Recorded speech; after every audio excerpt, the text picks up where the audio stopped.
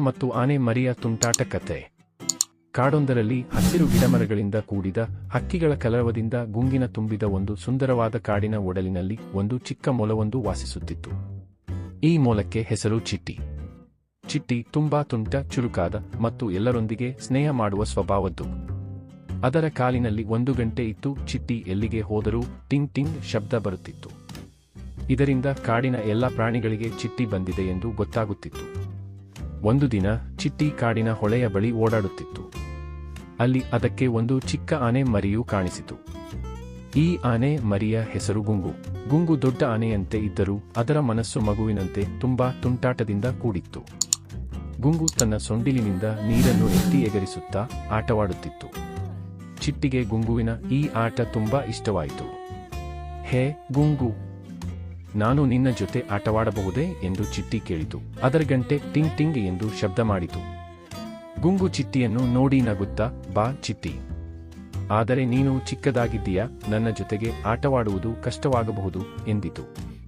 ಚಿಟ್ಟಿಗೆ ಈ ಮಾತು ಸ್ವಲ್ಪ ಕಿರಿಕಿರಿಯಾಯಿತು. ನಾನು ಚಿಕ್ಕದಿರಬಹುದು, ಆದರೆ ನನ್ನ ತುಂಟಾಟದಲ್ಲಿ ಯಾರಿಗಿಂತ ಕಡಿಮೆ ಇಲ್ಲ ಎಂದು ಚಿಟ್ಟಿ ಹೇಳಿತು. ಇದರಿಂದ ಗುಂಗುಗೆ ಚಿಟ್ಟಿಯ ಧೈರ್ಯ ಇಷ್ಟವಾಯಿತು ಮತ್ತು ಇಬ್ಬರೂ ಒಟ್ಟಿಗೆ ಆಟವಾಡಲು ಒಪ್ಪಿದರು. ಮೊದಲ ತುಂಟಾಟ, ನೀರಿನ ಕಾದಾಟ. ಗುಂಗು ತನ್ನ ಸೊಂಡಿಲಿನಿಂದ ನೀರನ್ನು ಚಿಟ್ಟಿಯ ಮೇಲೆ ಚಿಮ್ಮಿತು. ಚಿಟ್ಟಿ ಒದ್ದೆಯಾದರೂ ತನ್ನ ಚಿಕ್ಕ ಕಾಲುಗಳಿಂದ ಓಡಾಡಿ ಗುಂಗುವಿನ ಸೊಂಡಿಲನ್ನು ಹಿಡಿದು ಒಂದು ಚಿಕ್ಕ ಗಿಡದ ಕಡೆಗೆ ಎಳೆಯಿತು. ಗುಂಗು ಗಾಬರಿಯಾಗಿ, ಚಿಟ್ಟಿ ಬಿಡು, ನನ್ನ ಸೊಂಡಿಲು ಸಿಕ್ಕಿಕೊಳ್ಳುತ್ತದೆ ಎಂದಿತು. ಆದರೆ ಚಿಟ್ಟಿ ನಕ್ಕು, ಹೀಗೆ ಆಗದಿದ್ದರೆ ಆಟದ ಮಜವೇನು ಎಂದಿತು. ಕೊನೆಗೆ ಗುಂಗು ತನ್ನ ಶಕ್ತಿಯಿಂದ ಸೊಂಡಿಲನ್ನು ಬಿಡಿಸಿಕೊಂಡಿತು. ಆದರೆ ಚಿಟ್ಟಿ ಈಗಾಗಲೇ ಓಡಿ ಹೋಗಿತ್ತು. ನಿನ್ನನ್ನು ಹಿಡಿಯುತ್ತೇನೆ ಎಂದು ಗುಂಗು ಓಡಿತು. ಆದರೆ ಚಿಟ್ಟಿಯ ಚುರುಕುತನದ ಮುಂದೆ ಅದು ಸೋತಿತು. ಎರಡನೇ ತುಂಟಾಟ, ಮರದ ಕಾಡಿನ ಓಟ. ಚಿಟ್ಟಿಗೆ ಒಂದು ಆಲೋಚನೆ ಬಂತು. ಗುಂಗು, ನಾವು ಒಂದು ಓಟದ ಸ್ಪರ್ಧೆ ಮಾಡೋಣ. ಯಾರು ಮೊದಲು ಆ ಬೃಹತ್ ಓಕ್ ಮರದ ಬಳಿಗೆ ತಲುಪುತ್ತಾರೆ ಎಂದು ನೋಡೋಣ ಎಂದಿತು. ಗುಂಗು ತನ್ನ ದೊಡ್ಡ ಗಾತ್ರದಿಂದ ಗೆಲುವಿನ ಭರವಸೆಯಲ್ಲಿತ್ತು. ಆದರೆ ಚಿಟ್ಟಿ ತನ್ನ ಚಿಕ್ಕ ಗಾತ್ರವನ್ನು ಬಳಸಿಕೊಂಡು ಮರಗಳ ನಡುವೆ, ಕಲ್ಲುಬಂಡೆಗಳ ಮೇಲೆ ಮತ್ತು ಕಾಡಿನ ಸಣ್ಣ ದಾರಿಗಳಲ್ಲಿ ಚುರುಕಾಗಿ ಓಡಿತು.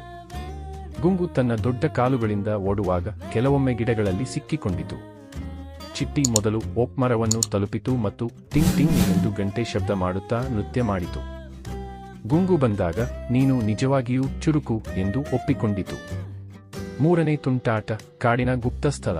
ಚಿಟ್ಟಿ ಗುಂಗುಗೆ ಒಂದು ರಹಸ್ಯ ಸ್ಥಳವನ್ನು ತೋರಿಸಲು ತೀರ್ಮಾನಿಸಿತು. ಗುಂಗು, ನನ್ನ ಜೊತೆ ಬಾ, ನಿನಗೆ ಒಂದು ವಿಶೇಷ ಜಾಗವನ್ನು ತೋರಿಸುತ್ತೇನೆ ಎಂದಿತು.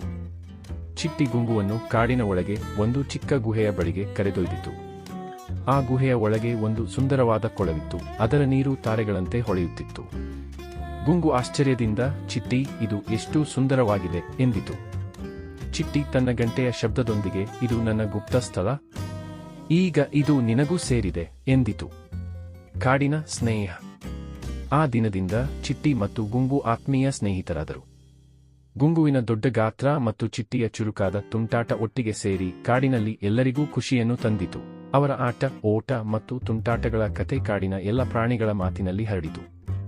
ಒಂದು ದಿನ ಕಾಡಿನ ರಾಜ ಸಿಂಹವೇ ಚಿಟ್ಟಿ ಮತ್ತು ಗುಂಗುವಿನ ಸ್ನೇಹವನ್ನು ಕೊಂಡಾಡಿತು. ಗಾತ್ರದಿಂದ ಸ್ನೇಹವಾಗುವುದಿಲ್ಲ, ಮನಸ್ಸಿನಿಂದ ಸ್ನೇಹವಾಗುತ್ತದೆ ಎಂದಿತು. ಚಿಟ್ಟಿ ಮತ್ತು ಗುಂಗು ತಮ್ಮ ತುಂಟಾಟವನ್ನು ಮುಂದುವರೆಸಿದರು ಮತ್ತು ಕಾಡಿನ ಎಲ್ಲ ಪ್ರಾಣಿಗಳಿಗೆ ಸಂತೋಷವನ್ನು ಹಂಚಿದರು.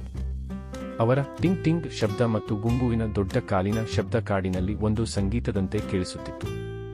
ನೀತಿ, ಗಾತ್ರ ಅಥವಾ ಶಕ್ತಿಯಿಂದ ಅಲ್ಲ, ಮನಸ್ಸಿನ ಸಂತೋಷ ಮತ್ತು ಸ್ನೇಹದಿಂದ ಜೀವನವು ಸುಂದರವಾಗುತ್ತದೆ.